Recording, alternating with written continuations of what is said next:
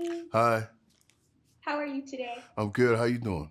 Hey, I'm pretty good. Thank you for asking. Hi, Jahi. Hi, Evan. How are y'all doing today? Doing good. How are Hey you? Peyton, how's it going? Good, good. I'm good. Thanks for asking. Hi Peyton. Hi, James. Hi, David. How Hello. are you today? I'm very good, thank you. Good, good. So we have a lot to get to, so we're gonna just jump right into it. You ready? Yep. Okay, perfect. So Government Cheese is set in the 1960s, but it doesn't feel that way. It doesn't feel that way in terms of it not involving black trauma like a lot of the shows we're used to. So it's a refreshing watch. Using two sentences or less, what is the most important message of the show? I think you've already said it. It's a celebration of family. It's a celebration of aspiration and invention. It shows the American dream through the eyes of a black family, but it's not steeped in civil rights and trauma, and the challenges of race in America, which we so often see when a show or a film is set in the 60s. It's called Government Cheese because, for those who remember Government Cheese, it was government subsidized food that people made incredible delicacies out of, grilled cheese sandwiches, macaroni cheese. So it's symbolic of the idea of, I guess, making lemonade out of lemons. You have Hampton, who wants to be an inventor. You have Astoria, who wants to be a designer. So I would say Government Cheese is about aspiration. So the title Government Cheese evokes a lot of cultural references. How do you feel your character and his story aligns with those societal expectations tied to that title? I don't think my character aligns with any expectations, either to the title or to the time period or any other references. He's such a Really? off the wall, unique cat that he's not trying to align. He just is doing him. So I don't think he necessarily fits into any paradigm. He's just Bootsy. Um, but I do think that the title is pretty dynamite, and I think a lot of people will um, have certain kind of memories based upon just the title alone, if they're alive then, or maybe their parents were alive at that time, whatever. Mhm. Jahi, what was one moment in a script or a scene on set that made you stop and think this show is special or this is gonna be a hit? Well, I felt from the beginning that it was gonna be a something fun to be a part of. I don't know if there was ever any one particular moment where I felt that.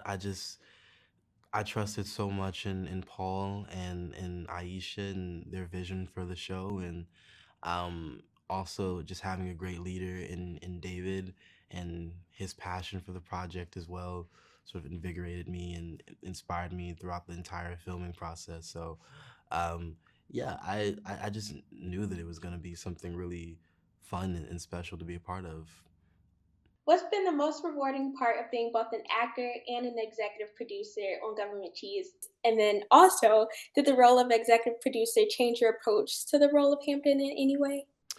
The joy of being able to curate a show like Government Cheese as an executive producer is just pulling the right people around the show. So often, as an actor, you are stepping into an environment that other people have curated. For me, a very harmonious working environment is absolutely crucial to getting good work done. And so you're not just interviewing or auditioning or casting people for their talent. You are casting them for their personality as well, in terms of the cast and crew.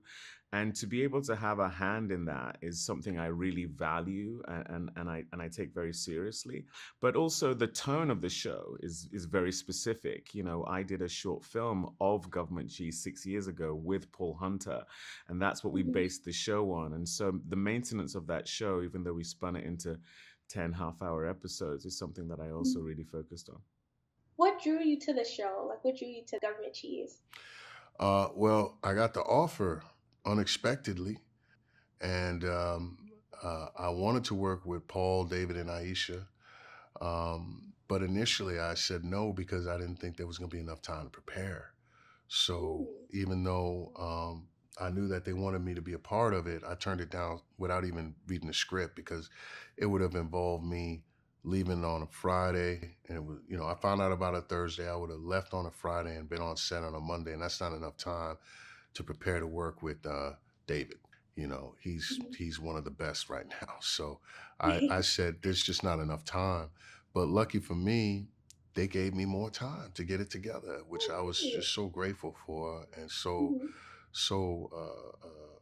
just over the moon about that extra time. And so when I knew I Mhm. had a little bit more time to prepare, I jumped on it. And I said, okay, definitely, let's do it. Oh, great. Oh, wow, I didn't know that. That's interesting. Mhm. Thank you. Looking back at your career, was there a pivotal role or a moment that made you realize acting was the right path for you? Uh, uh, that's a great question. Nobody's ever asked me that. Well, I'll mention this one role I did when I kind of almost felt like maybe it might be the end, or I need to think of another way to survive. Really? Yeah, but then I got this role called Fargo for a show. Well, the role wasn't called Fargo, but the show's called Fargo, and Mhm. I got the role of Mike Milligan in Fargo, and that was 10 years ago, and that reignited the passion for acting and made me feel like, okay, I do belong here. There is something that I have to offer this art form. I got you. Thank you. Are there any elements from the show that you and your families could relate to? And that goes for both of you. Sure. I think just one of the cool things about, and when the project first came to me, is that I did see so many aspects of my family, of an everyday family, and just the family scenes were some of my favorite to shoot too, because I felt like I got to draw directly upon my own experiences Mm. with my brother or with my mom or my dad and felt really personable. And the four of us, we sort of got to build our own little family unit and dynamic on set while we were shooting. So yeah, it was really cool. And hopefully when people are watching, they can see elements of their own families as well. Yeah, I don't know. I think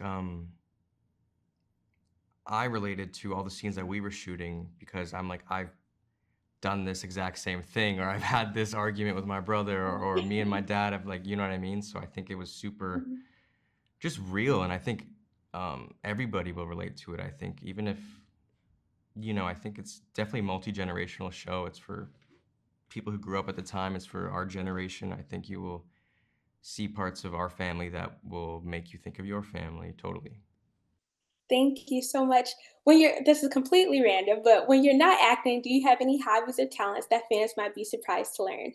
Yes, I'm a huge fan of mixed martial arts, so I spend a lot of time watching UFC, which is a very violent sport, and I'm a very mild-mannered person. So yes, Mhm. that's probably we can therapize me over that another time. Thank you. Thank you so much. My last question is, do you have a favorite type of character you enjoy playing most, whether it's the hero, the villain, the combination of the anti-hero, and why? Oh, favorite kind of character. I don't have a favorite character. I like to play characters that are nothing like me. I like to play Mhm. characters that are like me. Um, I don't have a favorite anything. I'm just open to everything. Do you have a character that's you feel like is the most you? It's a very personal question. I'm sorry. No, no, it's okay. Um, do I have a I think Bootsy's an awful lot like me.